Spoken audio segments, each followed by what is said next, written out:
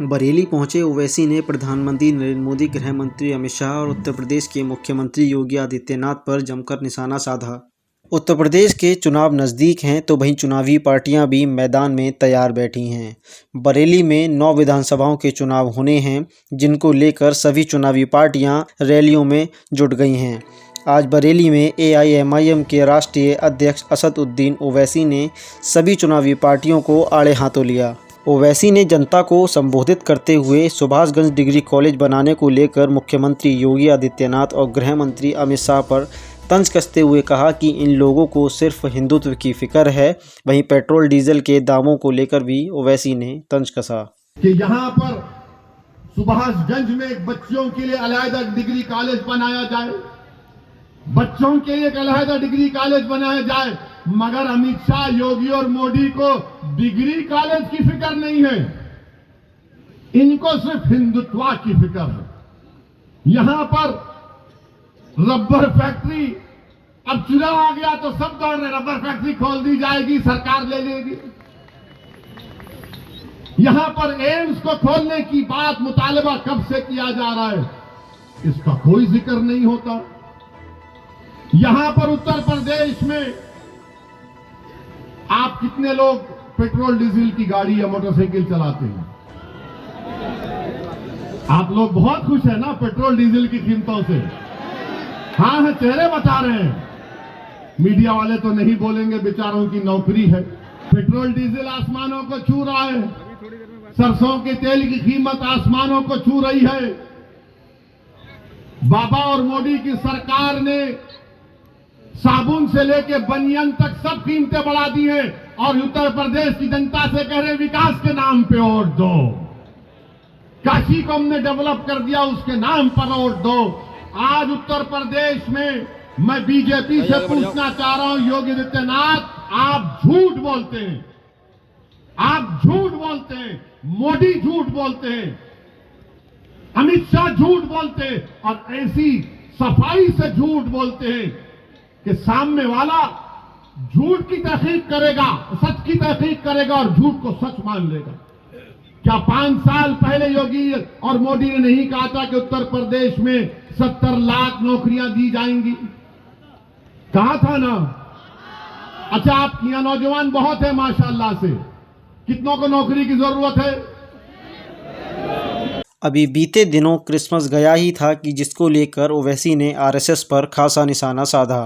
दुनिया में ईसाई बरादरी के लोग क्रिश्चियन क्रिसमस मनाते हैं बड़े जोश और खरोश के साथ, उस मजहब का एक अहम दिन होता है, मगर इस साल भारत में ईसाई लोग क्रिसमस नहीं मना पाए।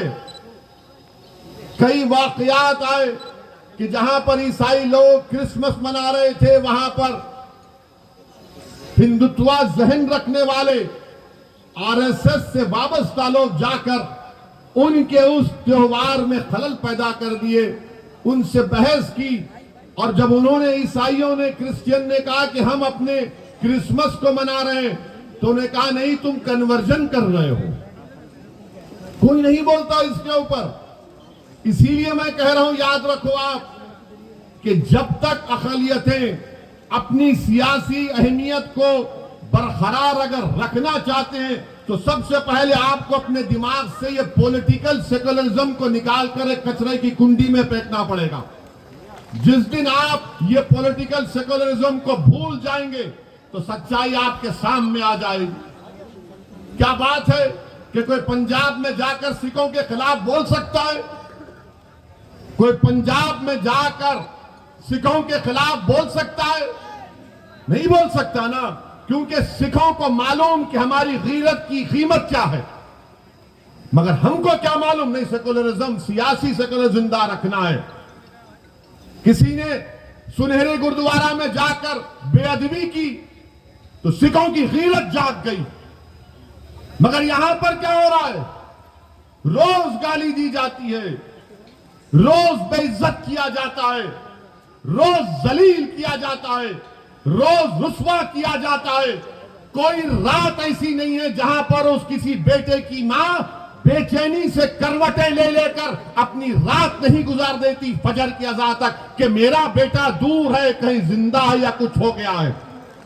मुख्यमंत्री योगी आदित्यनाथ और पूर्व सीएम अखिलेश यादव पर चुटकी लेते हुए कहा कि यह चुनाव हो रहा है या किंडरगार्टन का कोई ड्रामा। उत्तर प्रदेश का चुनाव हो रहा है या किंडरगार्टन का कोई ड्रामा हो रहा है? यहां पर इनको ख्वाब में ये दिख कर आए, इनको ख्वाब में वो दिख कर आए, तो मुसलमान के ख्वाब क्या है बोलता हूं मैं आपको। हमारे ख्वाब तो छोड़ो, हर मां रात भर सोचती है कि कल खाना क्या खिलाऊंगी मेरी बच्चे को। हर बीवी ये सोचती है कि कल जब मेरा शौहर घर से निकल कर जाएगा, जानवर बेचने गांव में जाएगा, तो क्या जिंदा वापिस आएगा या लाश उसकी आएगी।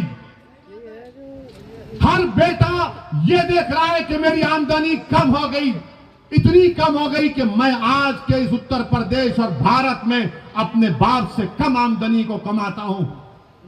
हर बेटी ये फिक्र में है कि मैं कॉलेज नहीं जा सकती इसलिए कि मेरी इज्जत लूट ली जाएगी, इज्जत लूट ली जाएगी। मैं उत्तर प्रदेश के मुसलमानों को पैगाम देने आया हूं। मैं आपको खुलकर कह रहा हूं कि आपको ख्वाब देखना है अब इंशाअल्लाह ताला, आपको ख्वाब देखना है इंशाअल्लाह ताला। मगर कोई कहेगा वैसी अगर ख्वाब को बयान कर दूंगा तो कहीं समाजवादी और कांग्रेस और बीजेपी मेरे ख्वाबों को चूर तो नहीं कर देगी। नहीं करेगी इंशाअल्लाह ताला। तुम ख्वाब तो देखो, तुम ख्वाब तो देखो ना। तुम हिम्मत करो ख्वाब देखने की कि मेरा बेटा ऐसा डॉक्टर बनेगा जो तमाम बीमारियों का इलाज करेगा। मेरी बेटी देश की प्रधानमंत्री बनेगी इंशाअल्लाह ताला। मुसलमानों की बेटी, मैं जिंदा रहूं या ना रहूं, यह ख्वाब होगा इंशाअल्लाह पूरा।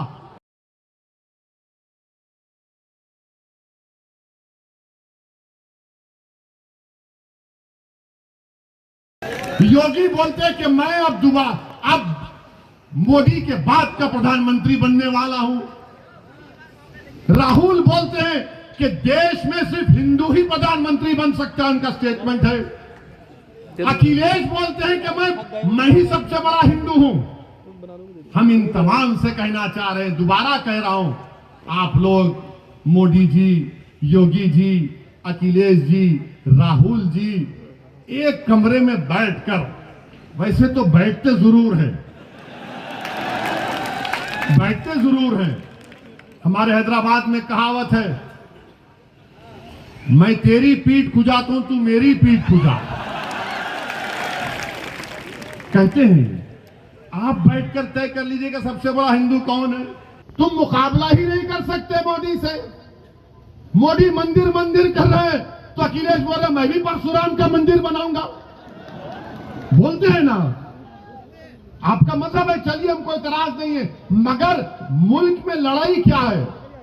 योगी आदित्यनाथ ने अपनी तकरीर में कहा राहुल गांधी के बारे में कि राहुल गांधी किसी मंदिर में गए तो उनको मंदिर के आदाब नहीं मालूम थे। तो बाबा ने कहा कि ऐसा बैठे कि मंदिर के किसी पुजारी ने कहा अरे ये मंदिर है, मस्जिद नहीं। मुझे यकीन है कि मंदिर के पुजारी ने इस तरह नहीं कहा होगा, क्योंकि जब किसी की इबादत गाह में जाता है तो खुदा की इबादत करने के लिए जाता है। लोग दरगाह को आते हैं आला हज़रत के, आते हैं ना, तो क्या पूछा जाता है? क्या पूछा जाता है? चुनाव आते ही पार्टियों के हिंदू मुस्लिम कार्ड खुलने लगते हैं, जिसको लेकर राजनीतिक पार्टियां अपनी अपनी रोटियां सेकने लगती हैं, जिनमें असल मुद्दे कहीं खोकर रह जाते हैं। यह कोई नई बात नहीं है।